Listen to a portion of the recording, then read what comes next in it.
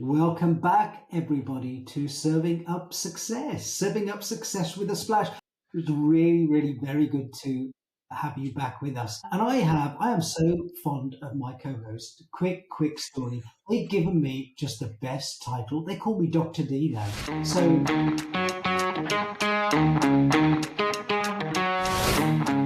if it's okay with you guys, I'm just going to introduce myself as Dr. D. They also told me I'm the strategy doctor. Great news for me, Dr. D, the strategy doctor. It's so good to be back. And I am joined by my fabulous co-hosts. Bruce Kramer, you all know me, a.k.a. the Corporate Cockerel.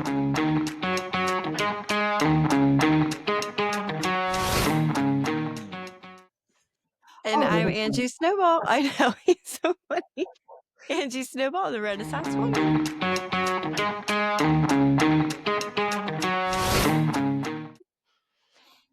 Angie, the drink. What's the drink? So today we're going to be talking about stress. So we felt like we'd do a twist on a Manhattan. It's going to be called the Life Alignment Manhattan. Smooth and intentional, just like your life should be. So cheers. Cheers, everyone. Cheers, everybody. So, as Angie said, we're going to be talking about stress. We all agree that this is such a huge topic, and it should be. Why? Because stress literally kills. Literally kills. Stress leads to unchecked stress. You know, I want to differentiate between stress that the bus is 5 minutes late or your partner's 10 minutes late to continuous stress. Stress leads to heart attacks, high blood pressure, a weakened immunity system, diabetes. It can bring on diabetes. It leads to the erosion of your arteries. Your artery wall is so important to your heart. It leads to mental health issues, psychologically, and from the degradation, narrowing of your artery walls. It leads to anxiety, depression.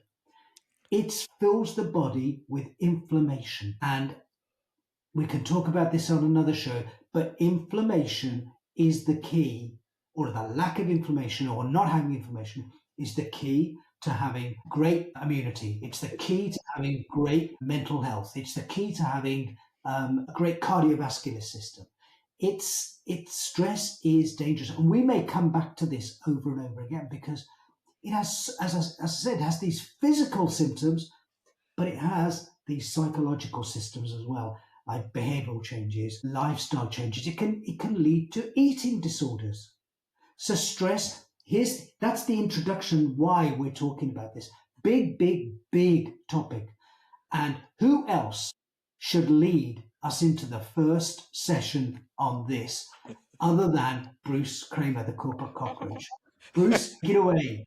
Well, I was just, what an intro. And it doesn't discriminate. It impacts your life, your career, your business. But basically, there's 7 hidden sources of stress that we want to discuss. And I'm going to start with the first 3. And then, of course, the more than capable Angie will be carrying us forward on the final 4. But one of the big ones, it's worry. When you worry. And this is huge with my clients, especially the young entrepreneurs I have the pleasure of coaching. And it really drains you. It's a silent energy drain. And one of the very simple tools, and I hope that's what you get when you join us on these podcasts, there are very simple things one can do when they exercise great discipline around them that they actually really work and eliminate. And so this first one is called the Worry Buster. And it's a framework of 4 steps. What's ever bothering you, the first step is get it out of your head. Write it down on paper. It might be that you're having an issue with your spouse. Be as specific as you can. Or it might be a new promotion's coming your way and it's got you pretty damn nervous. Write it out. Or you're worrying about some investment you just make. What if it fails? Something you're investing in your business. Get it out of the damn head and on paper. The second step, what's the worst thing that could happen? Write that out. What's the absolute worst? And what happens is this takes all the uncertainty out of the equation and it starts to make things a little more clear. And then, of course, step 3 is accept it. Well, if this were to happen, I can handle this, you know? And, it's taking that emotional control. If the worst thing happens, what am I going to do? Can I handle it? And then the fourth step is take action. And this is where you write out on the paper, what am I going to do? Pretty much you want to throw the kitchen sink and everything else at what it is you're going to do to either reduce or eliminate the risk. And I'm here to tell you with 100% certainty, when you take action, it starts to kill the anxiety. So step 1, you write it out, what it is that you're worried about. Step 2, what's the worst thing that could happen? Step 3, okay, if that happens, what am I going to do? Accept it. And then step 4, what are you going to do to eliminate? And, there was a study that was done a few years ago that said 40% of what people worry about never happens. 30% of what people worry about already happened, and there's nothing, a damn thing you can do to change it. 12% are based on groundless worries around health. Well, what if I get this? What if and buts? Has no bearing. 10% are in petty worries that just, really aren't all that important. And then of the remaining 8%, you only have control over 4. So 96% of everything you worry about is beyond your ability to influence and is truly an utter waste of time and energy. And what I'm telling, how do you arrive at that? Is once you start putting things down on paper in these 4 steps, it starts to become obvious. Why am I even worried about this? Worst case, it's not life or death, and so this little exercise, I'm telling you, I have lots of worries. I have very little stress because mentally I do this each and every time I hit. And I can tell you it's helped the vast majority of clients that I've come in contact with or people I've coached throughout the years. This really works. So that's about worry.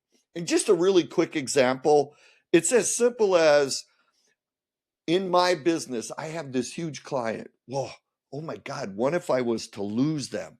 Well, worst case scenario, I'm going to lose all that revenue. That's my worst case. Can I accept this? Yeah, I can recover. It's not the end of the world. And what am I going to do? Well, I'm going to start reaching out. I'm going to start prospecting. I'm going to work on making sure that relationship doesn't go south, but I'm also going to look for new business to replace. Though that's how simple this exercise can be. And I got a question, a real quick one for either you, Angie, or Dr. D. Have you ever had this worry or used anything similar to this framework I'm describing? Oh, I think we all worry, like in lots of different ways. In fact, I think the framework is probably more important for when you don't realize you're worrying. Dr. D brought up the thought about how much it causes distress. Well, a lot of times we didn't even know we were stressed. And so I think identifying your potential worries is just as important as identifying something you're already worried about. It's like you said, that problem's probably already gone. So what about you, Yeah. Dr. D? So say the question again because I was so enthralled by your answer, Angie. I was concentrating on the answer rather than what the question was. Go ahead, Bruce. Tell me again. Well, it's just, have you ever had a situation where worry has dominated your day or your week or whatever? And have you used any similar framework to really come to terms with it and bring it into reality? So you said, have I had worry for a day or a week? I'd say there was a point in my professional career where I had worry perpetually for 10, 12 years. I Wow. was just worried all the time. And it was even more detrimental to me than I imagined because I thought I could handle it. And psychologically, pretty good at handling stress and worry, but it was probably, well, I know it was causing me health issues, which I didn't know about, and it was causing burnout. And I think I used this technique and a couple of others. I basically use techniques to sort of calm down that part of my brain and build another part of my brain. So yeah, I use this technique and others.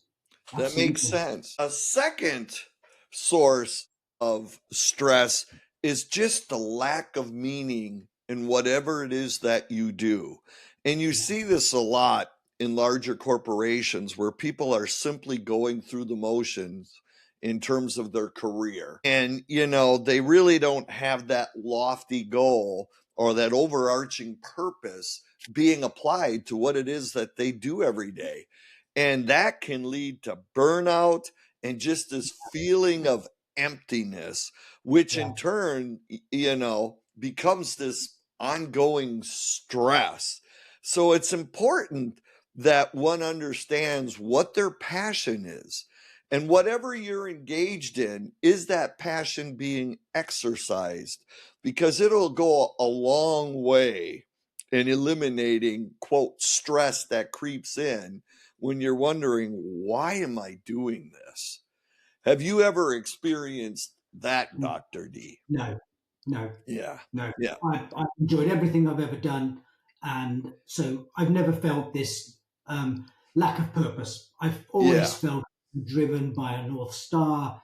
I'm driven by a inner purpose, and the purpose has changed over time. But, But yep. but I don't. I've never had a lack of meaning. I had a lot of worry, but never a lack of meaning. What, what about you? I can't imagine you ever had a lack of meaning. No, but it's interesting because I always kind of take an inventory of that. Because as you know, I love working with entrepreneurs, people that are just getting started. They don't have an overabundance of resource at their disposal.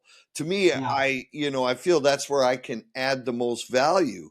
But the flip side is a big passion of mine is learning. And boy, do I learn a lot from younger entrepreneurs. And keep in mind, that's everybody that's 40 or below, because I'm as old as dirt.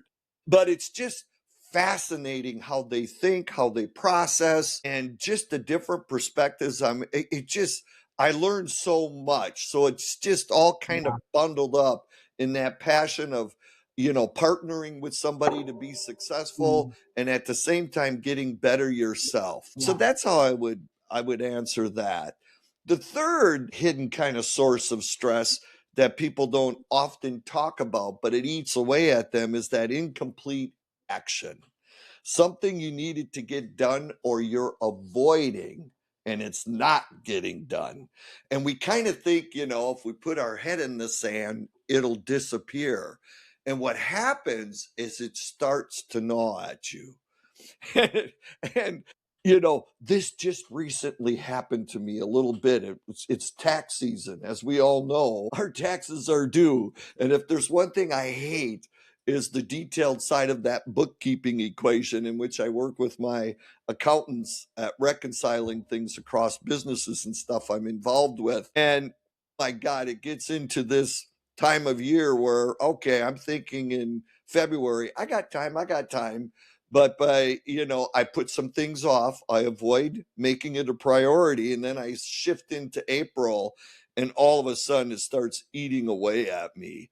And that's where stress will creep in no time. And, it just gets worse until you finally take that action that will help eliminate. So, any other thoughts on that, Doc? Um, so I think the incomplete action is something that I'm from time to time I'm affected by that. It's not very frequent, but what I would say is that um, um, it it doesn't lead to a big stress.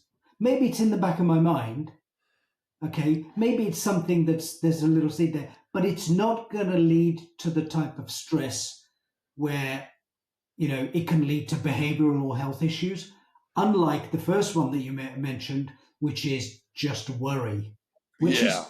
is we.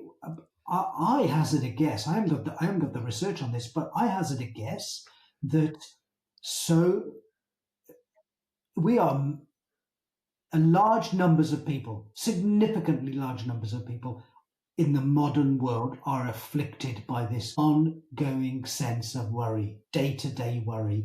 Yeah. And Angie, I was just saying that this has lasted years for me at some point, where I was handling it because I could handle the psychological pressure of it, but my health was suffering. I had to take action, and Yeah, well, I think that's where I was starting with it was I think, there's this thing people say all the time, it is what it is. And I understand that. I hate it because I feel like it's just this tiny sliver of what really happens. Everything is what it is. That does nothing for us. That's like the accept part. It doesn't help anything. I think the biggest struggle with this is we don't know we have it because you're worried all the time. If you're a parent, you're worried about your children, whether they're a week old or 50 years old. If as a partner, you're worried about your spouse, you're worried about your pets, you're worried about your job, you're worried, and we just accept that we're worried, but we don't put any plan in place to deal with it. And it's one of those silent killers, just creeps up on you. So yeah, I think it's a big struggle. But I think we're going to wrap up this segment, and I think we're going to end up coming back in a part 2 here because I think this will be important. But Angie just said something that will help us wrap this up, and that is, if you want less stress in your life, your career, or business, get it out of your head and into action. Because one of the things that we're seeing big time, and Dr. D has an entire university that focuses, and that's on AI. It is causing a lot of angst across not only business owners, but anybody that has a career or is working. People are constantly questioning, God, what impact is that going to have on my job, on me, my ability to maybe pivot? And what I would say is those are legitimate concerns. All of these sources of stress are legitimate. What I would say is step back and follow that worry buster. Get out there and write down exactly what the worry is about AI. And maybe there's 2 or 3 pieces to that. Identify, well, what's the worst case? Accept it. It's reality. It's here. It's coming. And accept the fact I can get through this. I can handle this. And then take the action. Start putting pen to paper. What can you do to mitigate? Maybe you take a few courses around AI, etc. And by the way, we have a course that's coming very soon. And if you hit subscribe on this show, you get access for free. And it's a very comprehensive introduction into AI and the 4 most used tools around AI.